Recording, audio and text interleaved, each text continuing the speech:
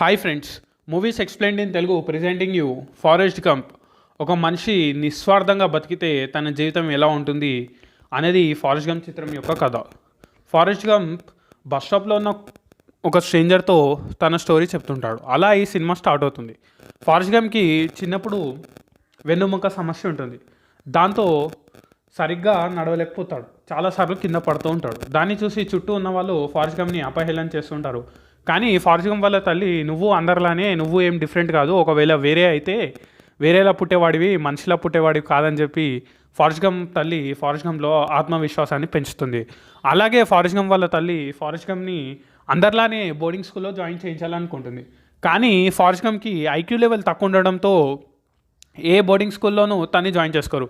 చివరికి forest Gump వాళ్ళ తల్లి లైంగిక సంబంధం ఏర్పరచుకొని ఫారెస్ట్ గంప్ని బోర్డింగ్ స్కూల్లో జాయిన్ చేస్తుంది. అలా జాయిన్ అయిన ఫారెస్ట్ గంప్ మొదటి రోజు స్కూల్ బస్ ఎక్కిన తర్వాత తన్ని ఎవ్వరు వాళ్ళ పక్కన కూర్చొనివ్వరు. అప్పుడు జెన్నీ ఫారెస్ట్ గంప్ని తన పక్కన కూర్చోమంటుంది. అప్పటి నుంచి జెన్నీ ఫారెస్ట్ గంప్ మంచి స్నేహితులు అవుతారు. స్కూల్లో ఒక జెన్నీ తప్ప మిగిలిన వాళ్ళందరూ ఎప్పుడూ ఫారెస్ట్ని ఏడిపిస్తూనే ఉంటారు. అలా ఒకరోజు స్కూల్ అయిపోయిన తర్వాత జెన్నీ ఫారెస్ట్ వెళ్ళిపోతే వాళ్ళ క్లాస్లోని ముగ్గురు స్నేహితులు ఫారెస్ట్ గంప్ తలపై రాయి కొట్టి ఫారెస్ట్ గంప్ని కొట్టడానికి సైకిల్పై వెంటాడుతూ ఉంటారు. దాన్ని చూసి జెన్నీ ఫారెస్ట్ని పరిగెత్తమంటుంది. అలా ఫారెస్ట్ పరిగెత్తుతూ పరిగెత్తుతూ తన కాళ్ళకున్న ఇనుప కడ్డీలు కూడా విరిగిపోతాయి. ఆ తర్వాత కొన్ని రోజులకి జెన్నీని కలవడానికి ఫారెస్ట్ గంప్ జెన్నీ వాళ్ళ ఇంటికి వెళ్తాడు. కానీ జెన్నీ వాళ్ళ ఇంట్లో కాకుండా వెనకాల ఉన్న ఫామ్లో ఉంటుంది. వెనకాల ఉన్న ఫామ్లోంచి ఫారెస్ట్ గంప్ని పిలిచి ఫారెస్ట్ గంప్ జెన్నీ ఇద్దరు దాచుకొని ఉంటారు. అప్పుడే ఫారెస్ట్ గంప్ ఏం చూస్తాడంటే జెన్నీ వాళ్ళ నాన్న బయటకు వచ్చి జెన్నీని వెతుకుతూ ఉంటాడు. కానీ జెన్నీ అక్కడే దాచుకొని దేవుణ్ణి మేమిద్దరం పక్షిలా ఎగిరిపోతే బాగుంటుందని ప్రార్థిస్తుంటుంది. అప్పుడు ఫారెస్ట్ గంప్కి ఏం అర్థమవుతుందంటే జెన్నీకి వాళ్ళ ఇంట్లో వాళ్ళ నాన్నతో ఏదో ప్రాబ్లం ఉందని అర్థమవుతుంది. ఆ తర్వాత కొన్ని రోజులకి పోలీసు జెన్నీని వాళ్ళ అమ్మమ్మ వాళ్ళ ఇంట్లో అప్పగిస్తూ జెన్నీ వాళ్ళ నాన్న జెన్నీని లైంగికంగా వేధించాడు కాబట్టి ఇప్పటి నుంచి ఈ అమ్మాయి మీ కస్టడీలోనే ఉంటుందని జెన్నీ వాళ్ళ అమ్మమ్మకి చెప్తాడు. దాంతో జెన్నీ వాళ్ళ అమ్మమ్మ వాళ్ళ ఇల్లు ఎక్కడో కాదు, ఫారెస్ట్ గంప్ వాళ్ళ ఇంటి పక్కకే. దాంతో ఫారెస్ట్ గంప్ జెన్నీ ఇంకా మంచి స్నేహితులు అవుతారు, రెగ్యులర్గా కలుస్తుంటారు. అలా హై స్కూల్ అయిపోయిన తర్వాత ఒకరోజు స్కూల్ నుంచి బయటికి వెళ్తుంటే చిన్నప్పుడు ఏ స్నేహితులు అయితే ఫారెస్ట్ గంప్ని కొట్టడానికి వెంబడించారో ఇప్పుడు వాళ్ళే మళ్ళీ ఫారెస్ట్ గంప్ని కొట్టడానికి కార్లో వెంబడిస్తారు. దాంతో జెన్నీ మళ్ళీ ఫారెస్ట్ గంప్ని పరిగెత్తమంటుంది. అలా ఫారెస్ట్ గంప్ పరిగెత్తుతూ పరిగెత్తుతూ అక్కడే ఉన్న ఒక బేస్బాల్ మ్యాచ్లోకి వెళ్ళిపోతాడు. అక్కడున్న మెయిన్ ప్లేయర్ కన్నా ఫాస్ట్గా పరిగెత్తడం చూసి కోచ్ ఫారెస్ట్ గంప్ని వాళ్ళ టీం కోసం ఆడమంటాడు. ఫారెస్ట్ గంప్ దానికి ఒప్పుకుంటాడు. కానీ ఫారెస్ట్ గంప్కి దాంట్లో రూల్స్ కానీ రెగ్యులేషన్స్ కానీ ఏవీ తెలియదు. పరిగెత్తుతూ ఒకసారి స్టేడియం బయటికి కూడా వెళ్ళిపోతాడు. దాంతో చాలామంది ఉన్న క్రౌడ్ ఫారెస్ట్ గంప్ని ఫినిష్ లైన్ దగ్గర రాగానే ఆగిపోమంటారు. అలా ఫారెస్ట్ గంప్ ఆగిపోవడంతో మ్యాచ్ గెలుస్తుంది. దాంతో ఫారెస్ట్ గంప్కి స్పోర్ట్స్ స్కాలర్షిప్ వస్తుంది. అలా స్పోర్ట్స్ స్కాలర్షిప్తో ఫారెస్ట్ గంప్ కాలేజ్లో జాయిన్ అవుతాడు. అలాగే తను జెన్నీని కూడా మర్చిపోడు. జెన్నీ వేరే కాలేజ్లో జాయిన్ అవుతుంది. అలా ఫారెస్ట్ గంప్ ఒకసారి జెన్నీని కలవడానికి వెళ్తాడు. కానీ జెన్నీ తన బాయ్ ఫ్రెండ్తో ఉంటుంది. దాన్ని చూసి ఫారెస్ట్ గంప్ వాడెవడో జెన్నీని సతాయిస్తున్నాడని చెప్పి వాడిని కొట్టడానికి వెళ్తాడు. కానీ వాడు జెన్నీ బాయ్ ఫ్రెండ్ అవడంతో జెన్నీ ఫారెస్ట్పై కోపడుతుంది. అలా ఫారెస్ట్ గంప్ కాలేజ్ అయిపోయిన తర్వాత మిలిటరీలో జాయిన్ కమ్మని క్యాంపస్ ప్లేస్మెంట్లో ఆఫర్ వస్తుంది. ఫారెస్ట్ దానికి ఒప్పుకొని మిలిటరీలో జాయిన్ అవుతాడు. మిలిటరీలో జాయిన్ అయిన మొదటి రోజు తను ఏ విధంగా అయితే స్కూల్ ఎక్కినప్పుడు తను ఎవ్వరు కూర్చొనివ్వకుండా ఉంటారో అలాగే ఫారెస్ట్ గంప్ మిలిటరీలో జాయిన్ అయిన మొదటి రోజు బస్సు ఎక్కితే ఎవరు వాళ్ళ పక్కన కూర్చొనివ్వరు. అప్పుడు బుబ్బా ఫారెస్ట్ గంప్ని తన పక్కన కూర్చోమంటుండు. అప్పటి నుంచి బుబ్బా ఇంకా ఫారెస్ట్ చాలా మంచి స్నేహితులు అవుతారు. బుబ్బాకి వాళ్ళ ఊర్లో రొయ్యల వ్యాపారం చేయాలని ఉంటుంది. వాళ్ళ ఫ్యామిలీలో అందరూ రొయ్యల వ్యాపారం చేసిన వాళ్ళే ఉంటారు. కానీ బుబ్బా మిలిటరీలో ట్రైనింగ్ అంతా అయిపోయిన తర్వాత మిలిటరీ రిటైర్మెంట్ తీసుకున్న తర్వాత వచ్చిన డబ్బులతో రొయ్యల వ్యాపారం చేయాలనుకుంటాడు. అలా ఫారెస్ట్ ఇంకా బుబ్బా మిలిటరీలో ట్రైనింగ్ అవుతారు. అలా ట్రైనింగ్ అవుతున్న రోజుల్లో ఒక మ్యాగజైన్లో జెన్నీ నగ్నంగా ఉండడం చూసి ఫారెస్ట్ గంప్ జెన్నీని కలవడానికి వెళ్తాడు. అప్పుడు ఒక పబ్లో జెన్నీ నగ్నంగా పాడుతూ ఉంటుంది. దాన్ని ఫారెస్ట్ చూస్తుంటాడు. అక్కడే పబ్లో ఉన్న ఒక అతను జెన్నీని ఏడ్పిస్తారు. దానికి ఫారెస్ట్ గంప్ వచ్చి వాడిని కొడతాడు. దాంతో పబ్ మేనేజ్మెంట్ జెన్నీని ఆ జాబ్లో నుంచి తీసేస్తుంది. అప్పుడు ఫారెస్ట్ గంప్ జెన్నీ దగ్గరకు వచ్చి నేను నిన్ను ప్రేమిస్తున్నాను, పెళ్లి చేసుకుంటాను అని చెప్తాడు. కానీ జెన్నీ నువ్వు నన్ను కాపాడడం మాని ఫారెస్ట్, నేను నిన్ను ప్రేమించట్లేదు అని చెప్తుంది. దాంతో ఫారెస్ట్ చాలా బాధపడతాడు.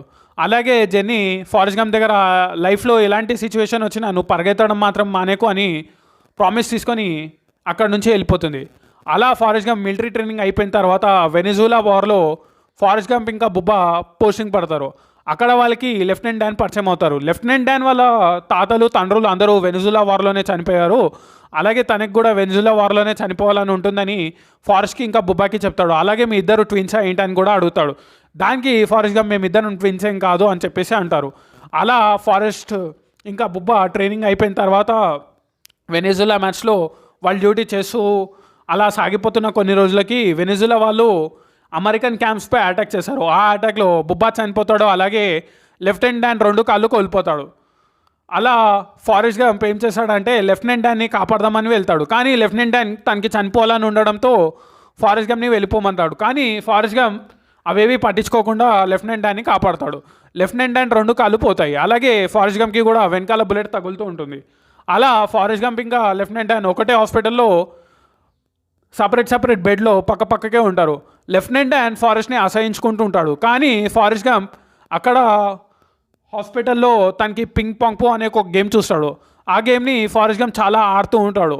అలా ఆడుతూ ఫారెస్ట్ గంప్ నేషనల్ లెవెల్స్లో వెళ్ళిపోతాడు.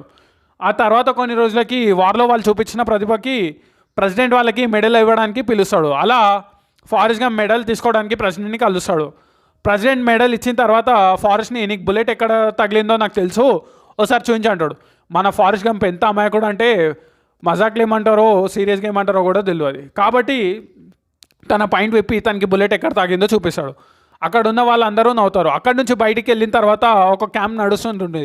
ఆ క్యాంప్లో నల్ల జాతి వాళ్ళని ముందల పెట్టేసి తెల్ల జాతి వాళ్ళు ఇంకాలు ఉన్నారు, అందరు నల్ల జాతి వాళ్ళని వాడుకొని చంపేస్తున్నారని చెప్పేసి ఆ క్యాంప్ డీటెయిల్స్ ఏవి ఫారెస్ట్కి తెలీదు. కానీ అక్కడ ఫారెస్ట్ని మాట్లాడడానికి పిలుస్తారు. ఫారెస్ట్ వార్లో జరిగింది చెప్పడానికి అక్కడికి వెళ్తాడు. కానీ ఫారెస్ట్ మాట్లాడేటప్పుడు అక్కడ మైక్ ఆఫ్ చేస్తారు. దాంతో ఫారెస్ట్ మాట్లాడింది వాళ్ళకి ఎవరికి వినపడదు. అక్కడే జెన్నీ ఉంటుంది. జెన్నీ ఫారెస్ట్ని కలుస్తుంది. అలా జెన్నీ ఫారెస్ట్ కలుస్తారు. ఆ తర్వాత జెన్నీ ఫారెస్ట్కి తన కొత్త బాయ్ ఫ్రెండ్ని చూపించి తను కూడా ఈ పాలిటిక్స్లో తిరుగుతున్నానని చెప్పేసి అంటుంది. అక్కడి నుంచి ఫారెస్ట్ వెళ్ళిన తర్వాత ఫారెస్ట్కి లెఫ్టినెంట్ డాన్ కలుస్తాడు.